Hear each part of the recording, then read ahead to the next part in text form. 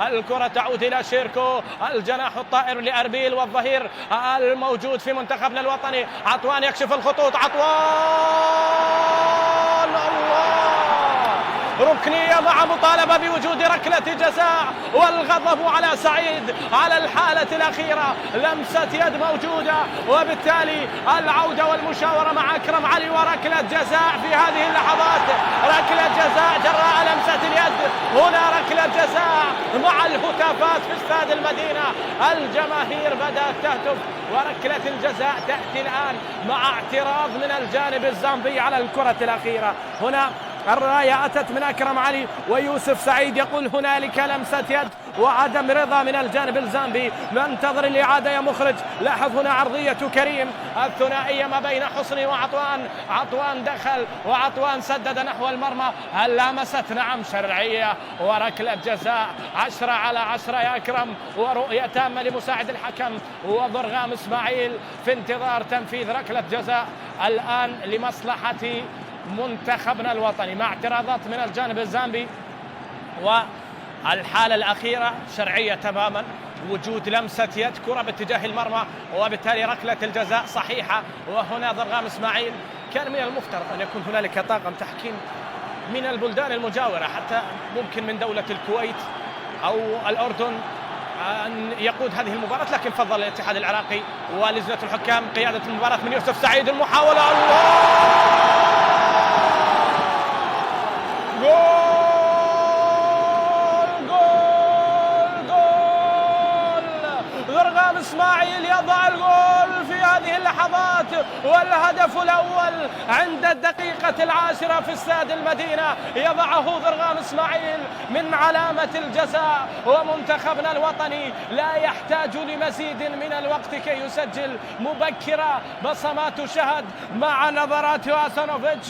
هنا تأتي الرصاصة الأولى في مرمى الزامبيين، وضعها على يسار الحارس، وبالتالي تصعب على كولومبا. وضرغام إسماعيل وضعها جنب القائم الأيسر لكولومبا، والهدف الأول لمنتخبنا الوطني. عطوان ينفذ هذه الركنية، ينقل الكرة في منطقة الجزاء، رأسية، الله،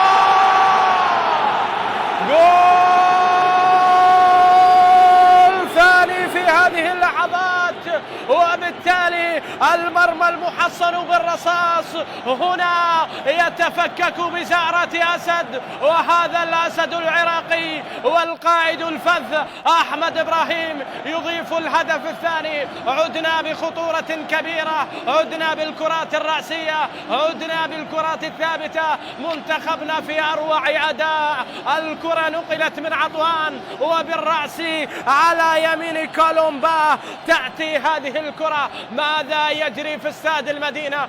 الأمور كلها تدعو للدهشة، وبالتالي هذه الرأسية من هذا الرجل القائد الفذ أحمد إبراهيم يسجل الهدف الثاني.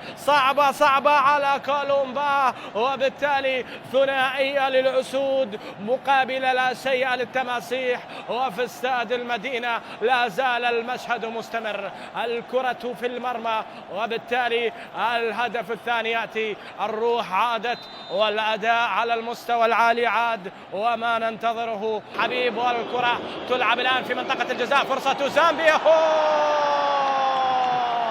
عكسي من سعد، ومنتخب زامبيا يقلص الفارق في هذه اللحظات. ما عليه يا سعد. نعم، لا يمكن أن يكون هنالك عليك أثر كبير في هذه الكرة. أخطأت ولكن لم تكن تقصد هذا الخطأ. وسعد ناطق هنا يسجل هدف تقليص الفارق. عدم رضا على وجه عبد الغني شهد. نعم، لكن ماذا عساه أن يفعل هذا الرجل؟ حاول إبعاد الكرة بطريقة إبعاد للاعب خبرة لم تكن بتلك الصورة التي من الممكن أن يبعدها. كان من المفترض أن يبعد الكرة نحو وجه المرمى. لاحظ هنا سعد ناطق حاول استخلاص الكرة من رؤوس لاعبي زامبيا، لكن وضعها في المرمى. هدف تقليص الفارق يأتي الآن لمصلحة منتخب زامبيا في هذه اللحظات. العرضية كانت على المرمى، وبالتالي الكرة في مرمى محمد حميد في هذه اللحظات. ومحمد حميد لا حول ولا قوة، يفضل الاعتماد على رسن المدرب عبد الغني شهد. صانع العاب في فريق الله،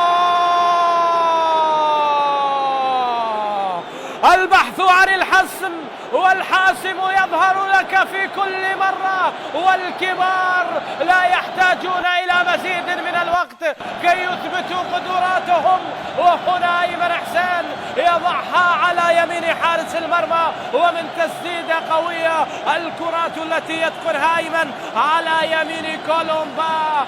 الهدف الثالث هنا في استاد المدينة، الحاسم الذي يظهر لك في وقت احتياجه. أعطني الكرات أعطيك أهداف. الكرة التي وقف عليها أيمن وضعها على يمين كولومبا، صعبة صعبة صعبة جدا على الزامبي. الكرة التي أركنها على يمين كولومبا ويفعلها أيمن، وهنا يشعل الأفراح في استاد المدينة. يا رب تكمل ونصل إلى الملحق، يا رب تكمل ونختف البطاقة الثالثة.